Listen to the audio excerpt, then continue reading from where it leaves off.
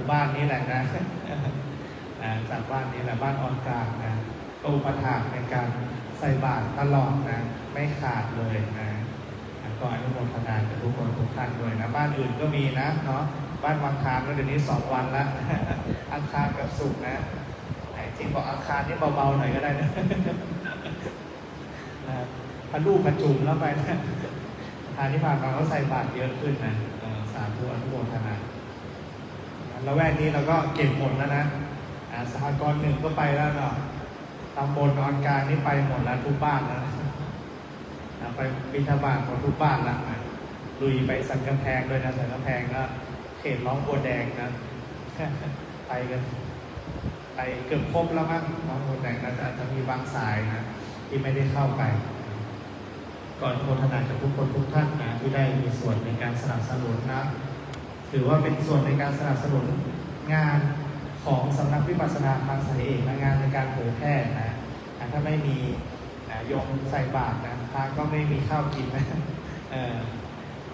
พระก็ไม่มีภัตตาหารนะสำหรับการพิจารณาสำหรับการฉันก็จะมีแค่ส่วนจากในโรงครัวนะแต่ไม่หลากหลายเท่าไหร่นะอาจจะหลากหลายหรือไม่หลากหลายก็ดูพระแต่ละรูปเอาแล้วกันนะความหลากหลายบังเกิดนะน้ำหนักขึ้นกันทั่วหน้าจากที่มีบาทเดียวนะบางรูปเริ่มมี2 บาทแล้วนะมีบาท2 แก่นนะวันนี้เราก็สวดสัทธยายกันไปในบทของเห็นไหมธรรมจักรกับปวัตตนสูตรเห็นไหมตรงตามอธิบายไว้ไหมเนี่ยพระพุทธเจ้าบอกไว้เป๊ะหมดเลยทุกอย่างนะอย่างเช่นอะไรเนี่ยทำที่พระพุทธเจ้าตรัสไว้เนี่ยการเข้าไปหาส่วนสุดของทั้ง2 ฝั่งเห็นไหมไม่ใช่ข้อปฏิบัติของพระอริยเจ้าพระอริยเจ้าคืออะไรผมจะไปมองว่าพระโสดาขึ้นไปใช่ไหมบรรลุอริยมรรคอริยผลที่จริงนะคำว่าอริยะหรืออริยนะมี5 ความหมายนะมี5 ความหมายความหมายที่ 1คือเป็นผู้ฆ่ากิเลสทำลายกิเลสนะ2ก็คือเป็นผู้บรรลุมรรคผลนั่นแหละอริยบุคคลเห็นไหม3ก็คือเป็นผู้ไกลจากกิเลส4ก็คือเป็นผู้ที่อะไรชาวโลกพึงเข้าไปหาชาวโลกพึงเข้าไปหา5ก็คือเป็นผู้ที่ชาวโลกให้ผลแก่ชาวโลกเป็นผู้ที่ยังผลแก่ชาวโลกนะให้เจริญรุ่งเรืองนะเรียกได้ว่าเป็นให้ผลอันประเสริฐอย่างเงี้ยนะการได้ทำบุญกับพระอริยะถึงมีอานิสงส์มากนะแต่ถ้าเรานึกไม่ออกไม่รู้ว่าจะทำบุญไปเนี่ยอริยะหรือไม่ก็ให้เรานึกถึงว่าเราทำบุญแก่สงฆ์นะพระสงฆ์สาวกจบละนะขึ้นชื่อว่าสงฆ์สาวกย่อมมีหมดมีทั้งปุถุชนมีทั้งอริยบุคคลเพราะว่าไม่ระบุเห็นไหมไม่ระบุเหมือนเราถวายสังฆทานเหมือนเราถวายภัตตาหารนะแด่สงฆ์ทั้งปวงทั้งมารับก็ตามไม่ได้มารับก็ตามเราก็ถือว่าเราให้แล้วสงฆ์สาวกก็ไล่ไปเนี่ยตั้งแต่พระสงฆ์รูปแรกเนี่ยพระยากุณทัญญาไล่ไปเลยทั้งหมดเรียกว่าสงฆ์สาวกทั้งหมดเราก็ระลึกไว้ซะว่าเวลาเราทำบุญเราถวายแด่สงฆ์สาวกเห็นไหมถ้าไม่ต้องไประลึกไม่ต้องไปว่าโอ้ถวายองค์นั้นองค์นี้นะไม่ต้องนึกนะนึกไปเลยว่าสงฆ์สาวกนะเพราะว่าจะได้อานิสงส์ทั้งหมดนะเยอะแยะมากมายนะให้เราระลึกตรงนี้แม้ไม่ได้ให้กับมือเพราะว่าอริยบุคคลมากมายได้ล่วงลับไปหมดแล้วนะเกือบหมดแล้วนะเห็นไหมรุ่นเก่าไปหมดแล้วรุ่นใหม่ก็ไม่รู้เหมือนกันนะฉะนั้นก็ให้ระลึกอย่างนี้ไว้นะกระทำไว้ในใจนะเวลาให้ทานเวลาทำบุญก็ตามอย่างเงี้ยอันนี้คือในธรรมจักรกับปวัตตนสูตรใช่ไหมท่านก็มุ่งเน้นไปที่ข้อปฏิบัติเป็นทางสายกลางก็คือมรรคมีองค์8นั่นแหละก็บอกไว้ในนี้หมดแล้วเห็นแล้วบอกไว้ในนี้หมดแล้วเหมือนที่เราพูดค้างกันไว้ใช่ไหมมรรคมีองค์8ตัวที่1คือสัมมาทิฏฐิความเห็นชอบเมื่อวานเราพูดถึงความเห็นชอบในที่นี้คืออริยสัจ4นั่นแหละเป็นความเห็นชอบอริยสัจ4ก็คืออะไรในนี้ก็บอกใช่ไหมธรรมจักรก็บอกไว้บอกว่ามีทุกข์สมุทัยนิโรธมรรคบอกว่าทุกข์เป็นอย่างนี้เห็นไหมถ้าเปิด ดูก็จะเป็นหน้าที่เท่าไหร่หน้าที่18เห็นไหมก็อริยสัจคือทุกข์เป็นอย่างนี้อย่างนี้ก็อริยสัจคือทุกข์นั่นแหละเป็นสิ่งที่ควรกำหนดรู้เห็นไหมรอบแรกคือรู้ว่าเป็นอย่างนี้รอบสองคือรู้ว่าควรกำหนดรู้เห็นไหมเป็นสิ่งที่ควรกำหนดรู้เห็นไหมแล้วก็อริยสัจคือทุกข์นั่นแหละเป็นเราได้กำหนดรู้แล้วสามอย่างนะอันนี้คือทุกข์อย่างเดียวสมุทัยก็เหมือนกันสมุทัยหรือเหตุแห่งทุกข์ก็เหมือนกันหนึ่งก็คือควรรู้ว่าเป็นอย่างนี้สองก็คือเป็นสิ่งที่ควรละสามก็คือละได้แล้วเห็นไหมสามอย่างนิโรธก็เหมือนกันความดับไม่เหลือแห่งทุกข์เป็นอย่างนี้อย่างนี้เป็นสิ่งที่ควรทำให้แจ้งเราทำให้แจ้งได้แล้วและสี่ก็คืออะไรเนี่ยสุดท้ายมาข้อปฏิบัติที่ทำให้สัตว์รู้ถึงความดับไม่เหลือซึ่งเหตุแห่งทุกข์ทางในการดำเนินสู่การดับไปไม่เหลือซึ่งเหตุแห่งทุกข์เป็นอย่างนี้อย่างนี้เป็นสิ่งที่ควรทำให้เกิดนี้และเราทำให้เกิดมีได้แล้วเห็นไหมอันนี้คือญาณทัศนะทั้ง3รอบ12อาการในอริยสัจ4เห็นไหมซึ่งอธิบายไว้ในช่วงท้ายด้วยเห็นไหมมีอาการ12เช่นนั้นนะเห็นไหมมีปริวัติ3มีอาการ12เช่นนั้นในอริยสัจทั้ง4เหล่านี้เนี่ยนี่คือญาณทัศนะ3รอบ12อาการที่อธิบายไว้ในธรรมจักรกับปวัตตนสูตรจะรู้เหตุได้ด้วยอะไรเห็นไหมเนี่ยปัญญาเกิดขึ้นแล้วได้ฟังแล้วตอนพระพุทธเจ้าเนี่ยพระพุทธเจ้าไม่ได้ฟังหรอกเห็นไหมแต่พิจารณาด้วยตัวเองเพราะการสะสมบารมี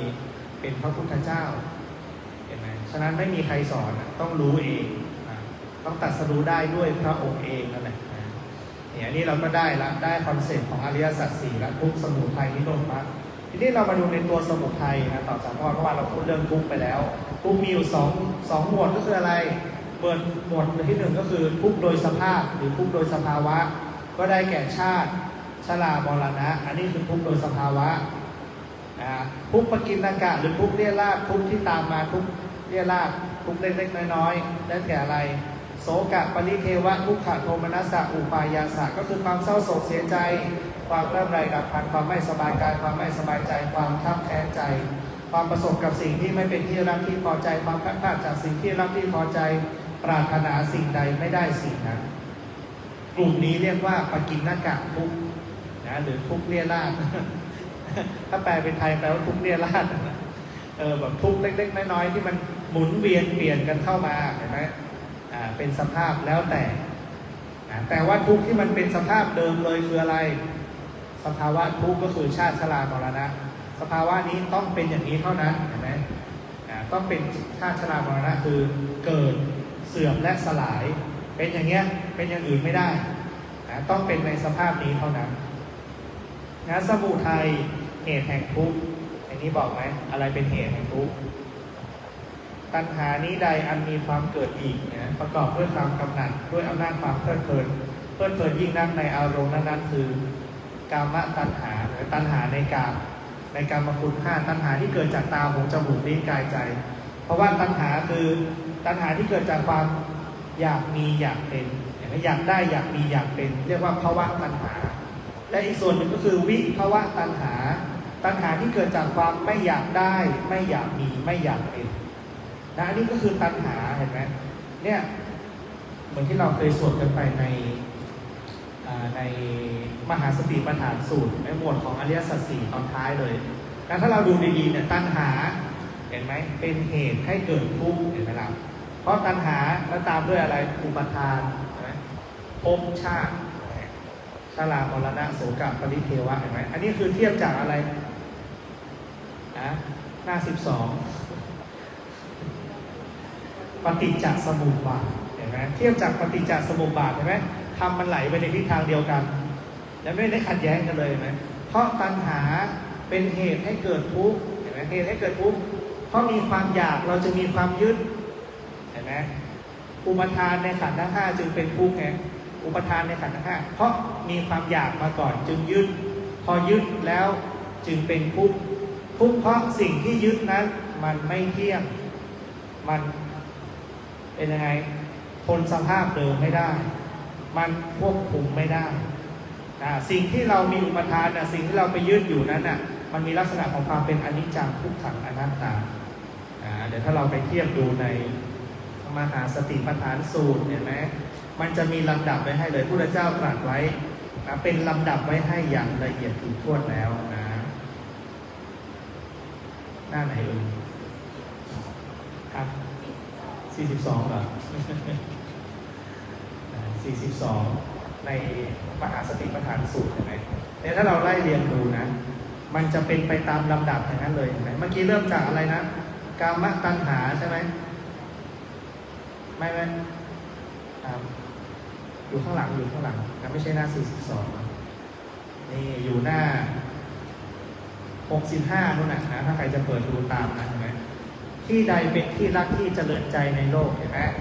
ที่รักที่เจริญใจในโลกแสดงว่าเป็นยังไงมีความชอบมีความยินดีพอใจในสิ่งนั้นแล้วเป็นความชอบความยินดีพอใจคืออะไรเนี่ยตัณหาแล้วนะเป็นภาวะตัณหาแล้วเห็นไหมเพราะมันรู้สึกว่าเป็นยังไงมันให้ความพอใจมีอะไรบ้างตาหูจมูกลิ้นกายใจเห็นไหมเป็นที่รักที่เจริญใจในโลกตาหูจมูกลิ้นกายใจก็คือส่วนของรูปและนามภายใน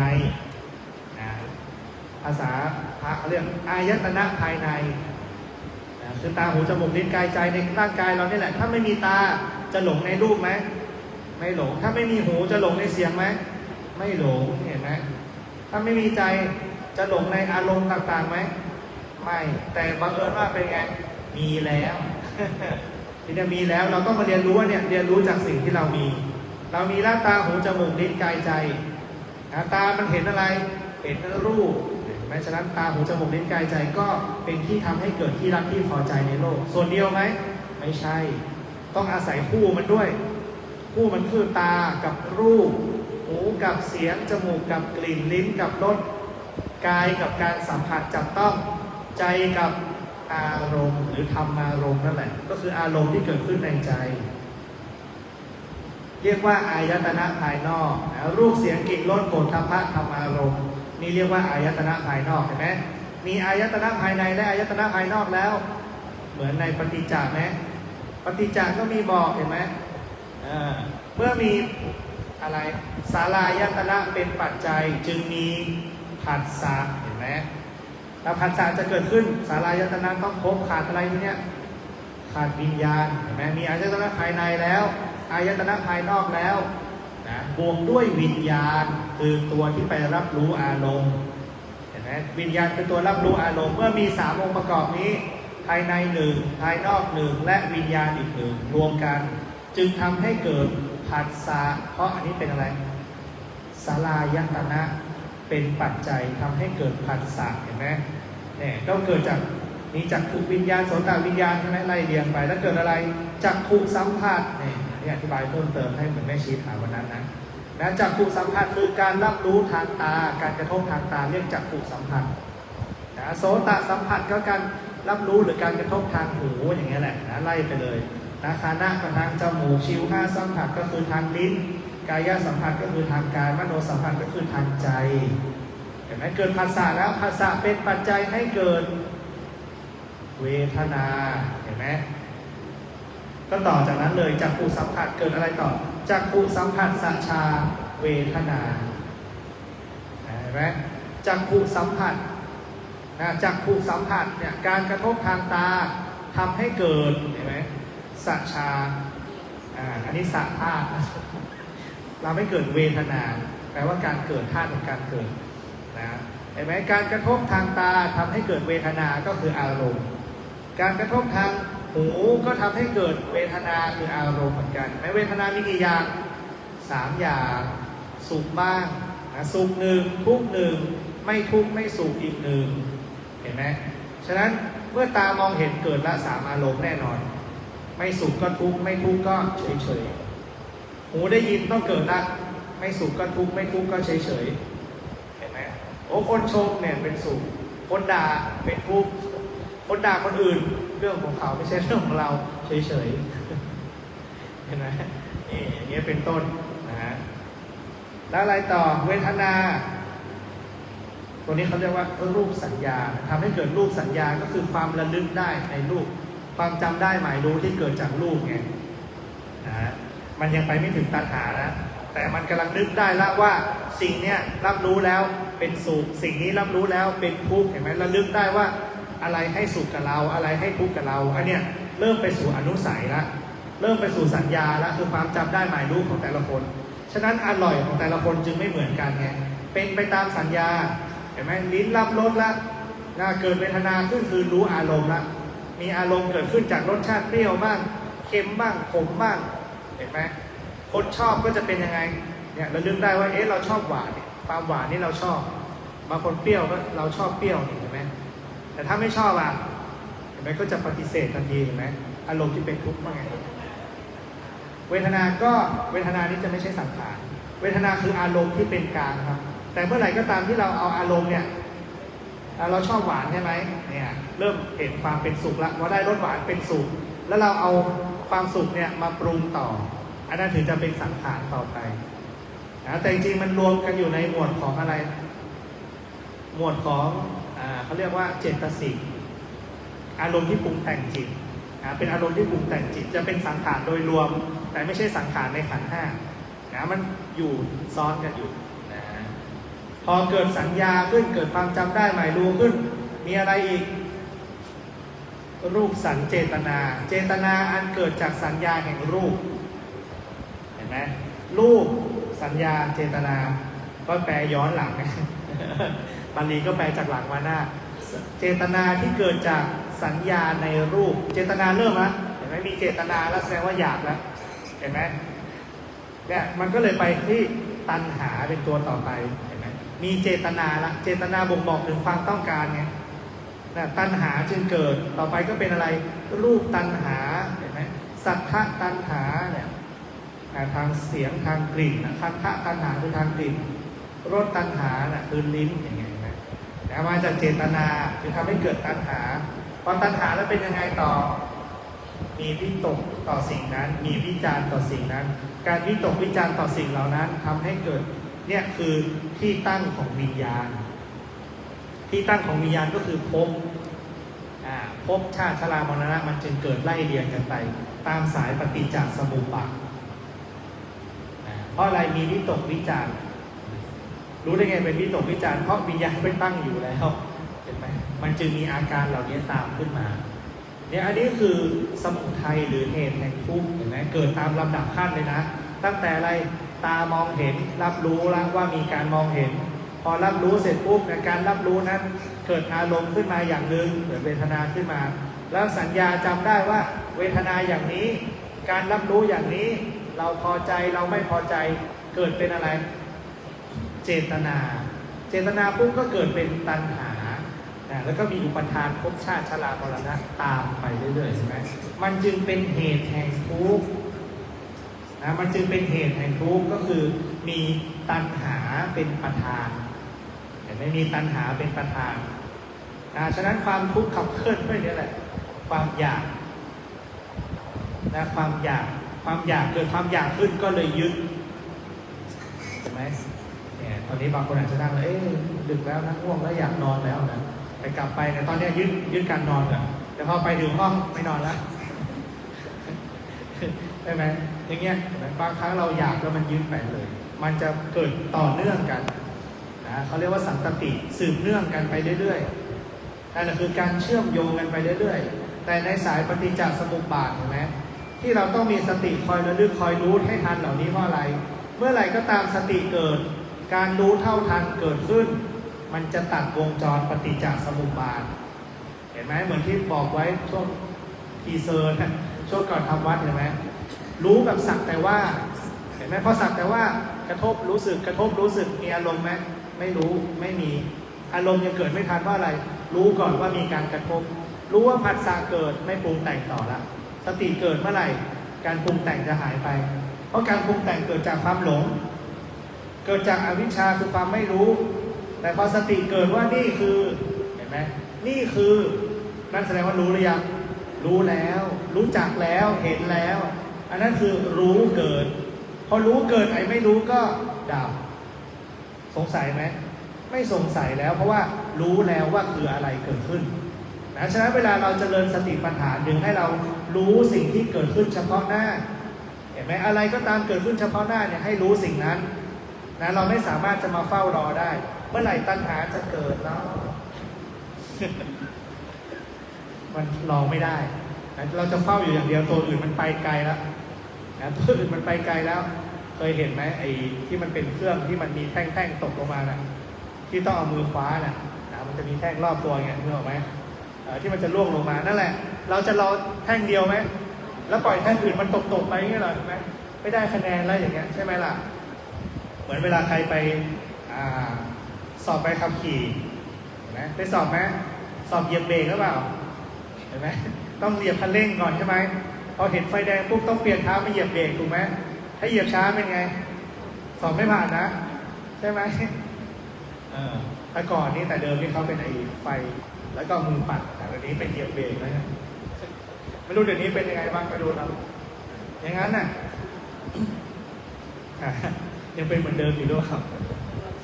เอาตลอดชีพไม่รู้แล้วแหมโชคดีจังเลยนะอันนี้เกือบได้มอไซค์ตลอดชีพเหมือนกันนะแต่พอจะไปต่อรอบที่3เนี่ยเขาเปลี่ยนซะก่อนเปลี่ยนเป็น5 ปีไม่ได้ตลอดชีพเลยอดไปเลยนะตอนนั้นไปต่อปีที่1แล้วมันต้อง3 ปีขึ้นไปไม่ถึง18ต้องต่อไป3 ปีอ่ะนะตอนนั้นกำลังวัยรุ่นอยู่เลยไปทำใบขับขี่มอเตอร์ไซค์นะพอครบ3 ปีเนี่ยเดี๋ยวปีหน้าเราจะได้ละบัตรตลอดชีพนะมอเตอร์ไซค์ไม่ต้องไปแล้วปรากฏว่าเป็นไงเปลี่ยนกฎหมายซะก่อนนะเป็น5 ปีแล้วตลอดชีพไม่มีจริงอีกแล้วทีนี้อดเลยนะอดได้บัตรตลอดชีพเลยอันนี้ลักษณะของมันในลักษณะของเหตุแห่งทุกข์หรือที่เรียกว่าสมุทัยเห็นไหมถ้าเรารู้เท่าทันเมื่อไหร่มันจะไปตัดวงจรของปฏิจจสมุปบาทปฏิจจสมุปบาทที่เราต้องตัดเนี่ยมันคือวงเล็กนะเป็นวงเล็กในวงใหญ่มันซ้อนกันไปเรื่อยๆมันคือ1 ขณะจิตจิตที่หลงก็ถูกระงับได้ด้วยจิตที่รู้เห็นไหมจิตที่หลงก็ถูกระงับได้ด้วยจิตที่รู้เมื่อไหร่ก็ตามที่เรารู้อาการขึ้นมานั่นแหละผู้รู้เกิดเพราะว่ารู้แล้วไอ้ที่ถูกรู้คือเมื่อกี้เนี่ยถ้าเราวางจิตวางใจจะเป็นอย่างนี้นะเหมือนเรารู้ว่าโกรธนะอารมณ์มันจะขึ้นนะถูกไหมมันจะไม่สบายใจแน่นอนนะจะหงุดหงิดมันจะอะไรไม่รู้จะต้องเบี่ยงแล้วเนี่ยรู้เท่าทันหมดแต่ไม่รู้เท่าทันหมดแต่ถามว่าทำไมระงับไม่ได้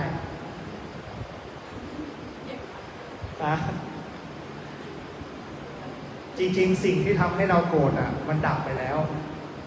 ตอนที่เรารู้ว่าโกรธสิ่งที่ทำให้เราโกรธมันดับไปแล้วแต่เราไปปรุงอารมณ์โกรธอยู่เห็นไหมแล้วก็ยิ่งหงุดหงิดเพิ่มเติมอีกเมื่อดับโกรธไม่ได้ทีนี้ไม่ได้โกรธคนอื่นแล้วโกรธตัวเองแต่ไม่กล้าโทษตัวเองก็เลยกลับไปโทษคนอื่นนึกออกไหมจริงๆอารมณ์ที่โกรธคนอื่นดับไปแล้วแต่ทีเนี้ยภายในใจมันไม่ดับนึกออกไหมมันปรุงพอมันปรุงแล้วมันดับไม่ได้ทีเนี้ยโกรธตัวเองละที่ดับความโกรธไม่ได้ก็เลยกลายเป็นอะไรฉันโกรธอยู่พอฉันโกรธอยู่ปุ๊บโทษตัวเองไหมไม่โทษตัวเองฉันไม่ผิดเธอนั่นแหละผิดนะก็เลยย้อนกลับไปเห็นไหมต้องไปแสดงออกกับคนอื่นนึกออกไหมเนี่ยลักษณะมันเป็นอย่างนี้มันถึงดับไม่ได้เพราะเราไม่เห็นเหตุของมันจริงๆเหตุอันแรกใช่อาจจะมาจากภายนอกเห็นไหมเราขุ่นเคืองภายนอกเรามีโทสะต่อภายนอกแต่เรารู้ละไอเหตุภายนอกดับแล้วแต่เหตุที่ตามมาคือเหตุภายในเห็นไหมเราก็เลยมองไม่เห็นเหตุแห่งทุกข์ไงเพราะมันอยู่ข้างในเราก็มองข้างนอกตลอดเวลาเห็นไหมฉันไม่ผิดฉันไม่ผิดฉันไม่ผิดอย่างเงี้ยนะคนอื่นผิดตลอดมันก็เลยกลับไปอะไรเพ่งโทษอยู่ภายนอกโกรธมันก็เลยไม่ดับสักทีนะเพราะว่าเหตุมันอยู่ข้างในแล้วไม่ได้ดูที่เหตุอย่างเงี้ยเป็นต้นเหมือนเรานั่งสมาธิภาวนาเมื่อไหร่จะสงบสักทีใครเราไม่สงบใจทั้งนั้นใช่ไหมภายในก็เราอยากสงบแต่มันไม่สงบก็ยิ่งเป็นยังไงยิ่งหงุดหงิดยิ่งฟุ้งซ่านเห็นไหมเนี่ยมันก็เลยไม่สงบสักทีเพราะมันมัวแต่คิดว่าเมื่อไหร่จะสงบมัวแต่คิดว่าเมื่อไหร่จะรู้มัวแต่คิดว่าเมื่อไหร่ทำจะปรากฏเนี่ยทำปรากฏแล้วความจริงปรากฏแล้วแต่ทำไมไม่เห็นเพราะไม่รู้ก็เลยไม่เห็นสติไม่เกิดก็นี่แหละนี่ข้างใน ก่อนหน้านี้เราก็ไม่รู้หรอก ตอนนั้นเรื่องนี้เคยเล่าหลายทีแล้วนะต้องอนุโมทนากับนะพันเตรูปหนึ่ง พันเตรูปหนึ่งนะสมัยที่อยู่สำนักแรกนะก็อนุโมทนากับท่านนะท่านทำให้เราได้เห็นธรรมตรงนี้นะเห็นธรรมว่าจริงๆจะเป็นใจเราเนี่ยแหละนะในขนาดแยกกันอยู่แล้วเนาะอยู่วัดบนกับวัดรุ่มเราใส่อยู่วัดรุ่มแล้วนะแต่ใจก็ยังไปคล้องแวะอยู่นะขนาดกวาดลานเจดีย์อยู่ดีๆนะก็นึกไปอยู่นั่นแหละนะนึกถึงท่านนะมันทำไมมันต้องวางมาดอะไรอย่างนี้นะบวชก่อนเราแต่ก็สอนไม่เห็นได้เลยนะสอนยังไม่รู้เรื่องเลยไอแฮมทุกวันนะแต่ก็ชอบมีคำถามมาถามเหมือนอยากให้เจริญปัญญาเนี่ยตัวเองก็ยังตอบได้บ้างไม่ได้บ้างตอบก็ไม่เห็นจะเข้าใจในใจที่นี้นะแต่กวาดวัดอยู่พันเตรู้เรื่องไหมพันเตไม่รู้เรื่องแล้วพันเตอยู่วัดบนไม่รู้เรื่องเราอยู่วัดรุ่มกวาดลานเจดีย์กวาดอยู่แท้ๆยังไปนึกถึงเขาล่ะเห็นไหมล่ะเนี่ยแล้วระหว่างที่กวาดน่าจะเป็นสมาธิเกิดในขณะนั้นเห็นไหมกวาดอยู่ก็ใจก็จดจ่ออยู่กับการกวาดนะตาก็เห็นอยู่แต่ใจยังไม่อยู่ตอนแรกใจไปอยู่กับอะไรใจไปบนพันเตอยู่เห็นไหมแต่พอกวาดไปสมาธิมันเกิดก็เห็นว่าเขาอยู่ข้างบนเราอยู่ข้างล่างเห็นไหมคนละเรื่องเขารู้เรื่องไหมไม่รู้เรื่องทุกที่ใครทุกที่เราทุกอยู่ในใจเราแท้ๆเนี่ยสาธุอนุโมทนาถ้าไม่ได้สภาวะนั้นกดดันนะตอนแรกก็คิดว่าเบาไปแล้วนะแต่เราต้องดูให้ดีนะเพราะว่ารอบแรกเนี่ยเราคิดว่าเบาไปแล้วเพราะอะไรสงสารเขานะได้มีโอกาสไปอยู่ถ้ำด้วยกันช่วงหนึ่งตอนนั้นก็อาถรรพ์เลยเดินนะต้องส่งอันนี้ไปแล้วนะส่งที่ฟุกไปแล้วแต่ไม่ได้ไปคนเดียวเลย ไปแบบมีเพื่อนนะยังดีนะอันนี้ใกล้หมู่บ้านนะของเราเนี่ยเดินหลายกิโลลงไปถึงหมู่บ้านตอนนั้นเพิ่งบวชได้2-3ประมาณ3 เดือนแล้วเขาบวชกลางพรรษาเนาะออกพรรษาอยู่ได้เดือนหนึ่งช่วงสิ้นปีนะอาจารย์ชาตรีส่งไปอยู่ถ้ำที่ตาก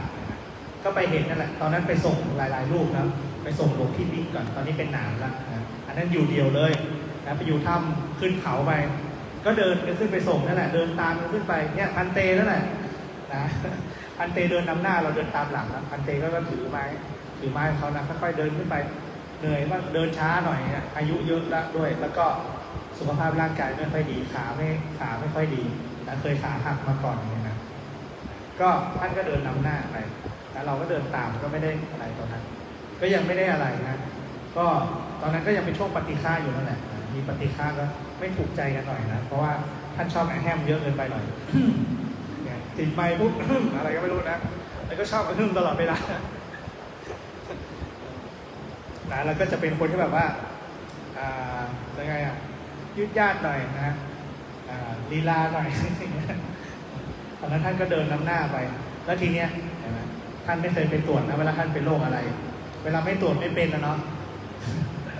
เวลาไม่ตรวจก็ไม่ป่วยนะไม่มีโรคประจำตัวนะก็เลยท่านอาจจะรู้ของท่านอยู่แล้วแหละแต่ท่านไม่ไปหาหมอแต่ไปขึ้นเขาไปคงจะเหนื่อยหายใจไม่ทันท่านก็หยุดเราก็หยุดทำไมนะเอาละท่านก็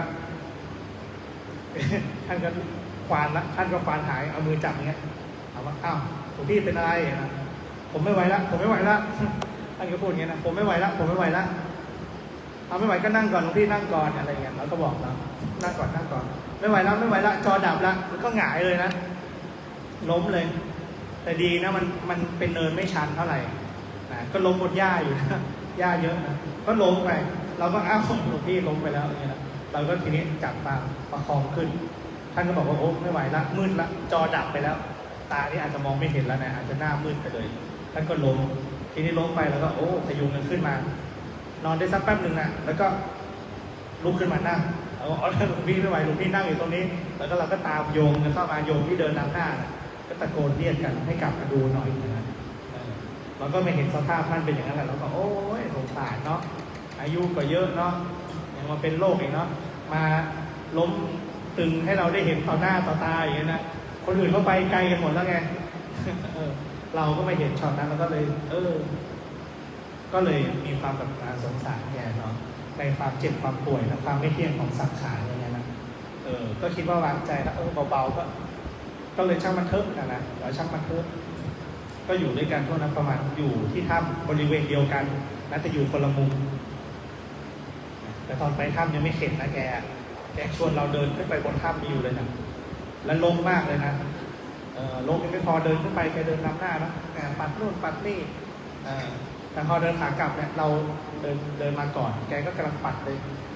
กำลังจะง้างมือเนี่ยหลวงพี่ยา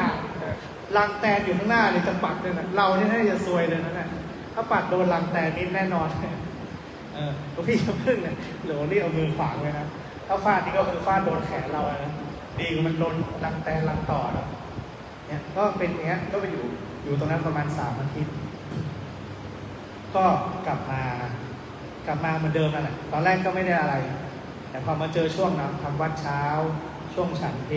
ช่วงทำวัดเองเจอไอ้แฮมอีกแล้ว นั่งมองหน้าไม่ชีก็อยู่ฝั่งตรงข้ามมองหน้ากันแล้วก็ทุกคนเข้าใจกันเข้าใจสภาพกันไอ้แฮมอีกแล้ว มากไปแล้วอะไรอย่างเงี้ยนะเนี่ยใจมันไม่คลายนะมันเคยสงสารเข้าไปทีหนึ่งแล้วนะแต่มันไม่ได้คลายมันไม่ได้ขาดอย่างนั้นแต่พอเนี่ยแหละพอแยกลงมาอยู่วัดรุ่มวัดบนเนี่ยสภาวะมันเกิดก็ไปเห็นตรงนี้ว่าทุกข์มันเกิดที่ใจเราและใจเราเป็นตัวขับเคลื่อนทั้งหมดเห็นไหมเขาไม่รู้เรื่องนะภายนอกไม่รู้เรื่องนะและเหตุการณ์ต่างๆเรื่องราวต่างๆมันจบไปหมดแล้วมีแต่ใจเรานี่แหละมาคุ้นคิดอยู่อย่างเงี้ยเห็นไหมไม่ปล่อยวางสักทีไม่เห็นสภาพใจตรงนี้แหละทีนี้ก็รู้สึกเบาขึ้นรู้สึกด้วยตัวเองนะว่ามันเบาขึ้นแต่เราก็ไม่รู้เรื่องหรอกตอนนั้นยังไม่รู้ด้วยซ้ำว่ามันเป็นอาการแบบไหนก็มีแม่ชีเวลานั่งฉันจะพระฝักเลยแม่ชีฝักเลยนั่งมองหน้ากันเวลากินข้าวแล้วนะสภาวะกดดันนะต้องก้มมองบาตรแล้วแม่ชีเขาก็ทักแล้วทักตอนอยู่ในศาลา3 คนมีพันเตมีเรากำลังคลองจีวรอยู่แล้วแม่ชีก็นั่งอยู่รูปอื่นไปยืนรอเตรียมบิณฑบาตละเตรียมเข้าไปในโรงฉันเตรียมเข้าไปพิจารณาอาหารแม่ชีเขาก็ทักว่าแบบทำยังไงแล้วตู้ทำยังไงเหรออย่างนั้นเขาอาจจะเห็นอาการที่เราก็ไม่รู้นะเขาก็ถามเราตู้ทำยังไงเหรอเราก็ถามแม่ชีทำอะไรแม่ชีก็ตู้กดอาการไว้หรือเปล่าแบบกดอารมณ์ไว้ไหมหรือว่ามันเป็นยังไงเนี่ยเราก็บอกไม่รู้แต่ไม่ได้กดนะแต่ไม่รู้ตอนนั้นบอกได้ไม่รู้แต่ว่าไม่ได้เพ่งไม่ได้กดอารมณ์ไว้มันไม่ได้เกิดอารมณ์แบบนั้นแล้วก็เลยได้คุยกันแค่นี้แล้วรูปนั้นก็อยู่ในเหตุการณ์ก็ไม่รู้เหมือนกันว่าอาจจะไปคิดต่ออะไรกันไหมนะแต่หลังจากนั้นมาสภาพบรรยากาศก็เปลี่ยนไปหมดในความรู้สึกเราก็เปลี่ยนไปอย่างนี้นะแล้วก็การอยู่ร่วมกันก็เรียกได้ว่าอะไรปกติสูงมากขึ้นท่านจะแฮมก็แฮมไปแล้วเราไม่สนใจแล้วอะไรคือมันกลายเป็นความเข้าใจเข้าใจว่าจริงๆทุกข์มันเกิดอยู่ภายในมันไม่ได้มาจากภายนอกหรอกเราไปตัดสินภายนอกทั้งหมดคนตัดสินอยู่ข้างในเดินจัดอยู่ข้างในเมื่อไหร่ตัดสินเมื่อนั้นทุกข์เห็นไหมไม่ได้ตัดสินตามพยานหลักฐานหรอกแต่ตัดสินตามความพอใจไม่พอใจล้วนๆฉะนั้นเวลาเราใช้ชีวิตในประจำวันใช้ชีวิตประจำวันเนี่ยให้เราระลึกดูการตัดสินของเราทั้งหมดทั้งมวลตัดสินแบบศาลหรือเปล่าหรือว่าตัดสินแบบใครเห็นไหมศาลต้องยกอะไรพยานหลักฐานและข้อกฎหมายศาลไม่ได้บอกว่าโอ้ศาลเห็นว่าไม่มีนะศาลจะไม่บอกอย่างนั้นใช่ไหมศาลก็จะบอกว่าอันจากข้อกฎหมายนี่แล้วก็หลักฐานอย่างนี้แต่ต้องไปดูนะทนายปีศาจใช่ไหมเห็นแบบๆใช่ไหมนี่ดูอยู่ใช่ไหมอย่างเงี้ยนะการตัดสินมันอยู่ในจิตในใจของเราดังนั้นให้เราระมัดระวังการตัดสินตรงนี้บางครั้งเราตัดสินคนดีคนที่เราพอใจกลายเป็นคนดีคนที่เราไม่พอใจกลายเป็นคนไม่ดีทั้งที่มันอาจจะไม่ใช่ก็ได้ความพอใจเราไม่ใช่ว่าดีความไม่พอใจของเราก็ไม่ใช่ว่าดีและสิ่งเหล่านั้นแหละคือความยึดเรายึดในอะไรบางอย่างแล้วมันถูกใจปุ๊บเป็นไงเราก็ว่าดีมันไม่ถูกใจเราก็ว่าไม่ดีใครถูกใจเราก็ว่าดีใครไม่ถูกใจเราก็ว่าไม่ดีฉะนั้นนี่แหละคือการมองของเราการตัดสินที่เกิดจากภายในจิตในใจแล้วใครทุกข์เราทุกข์เห็นไหมพอดีมันหายพอไม่ดีมันมาทุกข์เองคิดเอง ทุกข์เองเห็นไหมคิดเองทุกข์เองฉะนั้นทำไงเนี่ยเลิกคิดได้ไหมเลิกคิดไม่ได้ทำไงล่ะทีเนี้ยรู้ให้รู้ว่าคิดเห็นไหมให้รู้ว่าคิดความคิดมาแล้วนะเนี่ยคิดอีกแล้วนะแล้วเดี๋ยวมันจะตัดไปเอง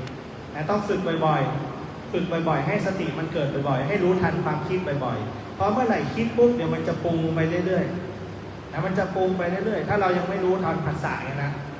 หรือว่าถ้ารู้ทันภาษายิ่งดีนักภาวนาชั้นเลิศรู้เท่าทันที่ภาษากระทบปุ๊บรู้ไม่ต้องคิดต่อเห็นไหมนั่นแหละคือรู้ในปัจจุบันนะที่หลวงพ่อพูดถูกไหมไม่มีอดีตไม่มีอนาคตไม่มีอดีตไม่มีอนาคตปัจจุบันเท่านั้นฉะนั้นอะไรเกิดขึ้นให้รู้อันนั้นแหละคือความเป็นจริงแต่ถ้ารู้แล้วว่าจุดๆอันนั้นเริ่มไม่จริงแล้วเริ่มปรุงแล้วเริ่มมีความคิดเห็นแล้วฉะนั้นรู้สิ่งที่เกิดขึ้นเฉพาะหน้านั่นแหละวิธีการปฏิบัติที่ดีที่สุดนั่นแหละคือวิธีการเดียวเลยวิธีการเดียวเลยทำแค่นี้แหละรู้ทันสิ่งที่เกิดขึ้นเฉพาะหน้า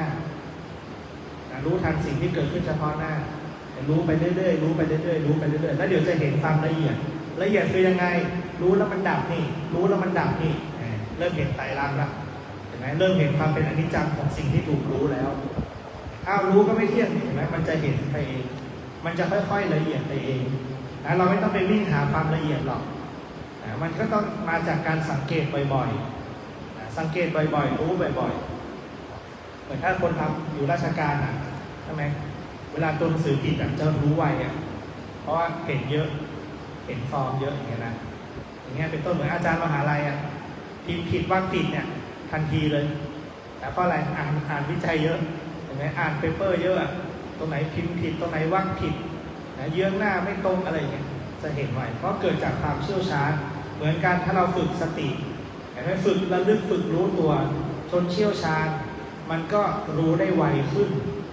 พอรู้ได้ไวขึ้นอย่าไปท้อถอยนะว่าทำไมกิเลสตัณหาเยอะนั่นแหละคือรู้ไวขึ้นจะรู้เท่าทันตัณหาแล้วเราจะเห็นว่าตัณหามันเยอะขึ้นเพราะทุกครั้งที่จิตมันปรากฏเนี่ยมันปรากฏด้วยอนุสัยปรากฏด้วยตัณหาเป็นแรงขับเคลื่อนปรากฏด้วยสัญญาเป็นแรงขับเคลื่อนและปรากฏด้วยสังขารเป็นแรงขับเคลื่อนฉะนั้นให้เรารู้เท่าทันสิ่งที่เกิดขึ้นเฉพาะหน้าถ้ามันดีก็ทำไปเป็นกุศลให้ผลเป็นสุขทำต่อไปไม่เบียดเบียนใครถ้ารู้แล้วมันไม่ดีเป็นอกุศลให้ผลเป็นทุกข์เป็นการเบียดเบียนผู้อื่นให้ทุกข์แก่เขาให้ทุกข์แก่เราอันนั้นไม่ควรทำแต่ไม่ได้เบียดเบียนเขาไม่ได้เบียดเบียนเราอันนั้นทำได้ไม่ว่าเบียดเบียนใครก็ไม่ควรนะเบียดเบียนตัวเองแล้วเขาเป็นสุขเองก็ไม่ควรเบียดเบียนเขาแล้วตัวเองเป็นสุขก็ไม่ควรเมื่อไหร่ก็ตามที่มันมีการเบียดเบียนเกิดขึ้นอันนั้นเป็นสิ่งที่ไม่ควรทำวันนี้ฝากไว้แต่เพียงเท่านี้ที่พอสมควรแก่เวลาบุญใดกุศลใดอันบังเกิดจากการให้ธรรมะเป็นทานบุญใดกุศลใดที่เราทุกคนทุกท่านได้เพียรกระทำแล้วด้วยทานด้วยศีลด้วยภาวนาก็ขออนุโมทนาในบุญกุศลที่ได้บังเกิดขึ้นแล้วในวันนี้ลำดับต่อไปเราจะได้เมตตาร่วมกันนะครับพุทโธกัมมัฏฐาโมกัมมะจุติสัมพุทโธกรรมอันใดก็ขอให้อโหสิกรรมซึ่งกันและกันด้วยอานุภาพพระสัมพุทโธปะโตเมตังปะระชีวินังสุขโตจุติข้าพเจ้าขออานุภาพแห่งพระพุทธเจ้าโปรดช่วยผู้มีชีวิตอยู่และผู้ที่ล่วงลับไปแล้วให้ไปสู่ภพภูมิที่มีแต่ความสุขจิตตเมตตานิพพานังสุขโตจุติขอจิตของข้าพเจ้าและสรรพสัตว์ทั้งหลายจงมีเมตตามุ่งตรงสู่พระนิพพานอัน เป็นบรมสุขด้วยเถิด เป็นบรมสุขด้วยเถิด ทำอันใด ที่ข้าพเจ้า ได้ประพฤติปฏิบัติ สมควรแก่ธรรมแล้ว ขอถวายเป็นพุทธบูชา แด่พระพุทธเจ้าทั้งหลาย ที่ทรงสรรเสริญ ยิ่งกว่าการบูชาทั้งปวง ด้วยบุญกุศลนี้ข้าพเจ้าขออุทิศแผ่เมตตาจิต ไปถึงบรรดาสรรพสัตว์ทั้งหลาย ทั้งบิดามารดา ปู่ย่าตายาย ลูกหลานญาติมิตร บรรพบุรุษบูรพกษัตริย์ไทย ทั้งพรหมเทพเทวา ท้าวมหาราชทั้งสี่ แม่ธรณีคงคา แม่นางเมาะและบริวารดวงจิตดวงวิญญาณทั้งหลาย ขอให้ท่านทั้งหลาย ได้มีส่วนในบุญกุศลนี้ และขอความสุขสวัสดี ความไม่มีโรค ความอุดมในโภคทรัพย์ และอริยทรัพย์ ตลอดจนความงอกงามในธรรม จงปรากฏมีแก่ข้าพเจ้า ด้วยบุญกุศลนี้เถิด อิตังตานากัมมังนิปปานาปัจจัยโยโหตุโนนิจังอิตังศีลากัมมังนิปปานาปัจจัยโยโหตุโนนิจังอิตังภาวนากัมมังนิปปานาปัจจัยโยโหตุโนนิจังยังกิจจิกุสาลังกาตปังกัมมังสัพเพหิกาเตหิกาตะปุญญังโนอานุโมตันตุสุนันตุพุทโตเยเทวาสัพพิทานิอาทิกาตาทิคายุกาสัตตาหุตุสัพพสัตตานังสุขีอัตตาปาริหารัตตุมาตาปิตาสุขีตาหุตุทุกขาปามุจจันตุสัพเพยาติกาสุขีตาหุตุทุกขาปามุจจันตุสัพเพอายาติกาสุขีตาหุตุทุกขาปามุจจันตุสัพเพปิสาสัพเพยัคขาสัพเพเปตาสุขีตาหุตุทุกขาปามุจจันตุสัพเพนัคขัตตาสุขีตาหุตุทุกขาปามุจจันตุสัพเพเทวาสุขีตาหุตุทุกขาปามุจจันตุสัพเพอาจาริยุปัชฌายาสุขีตาหุตุทุกขาปามุจจันตุสัพพะสัมปตินังสัพ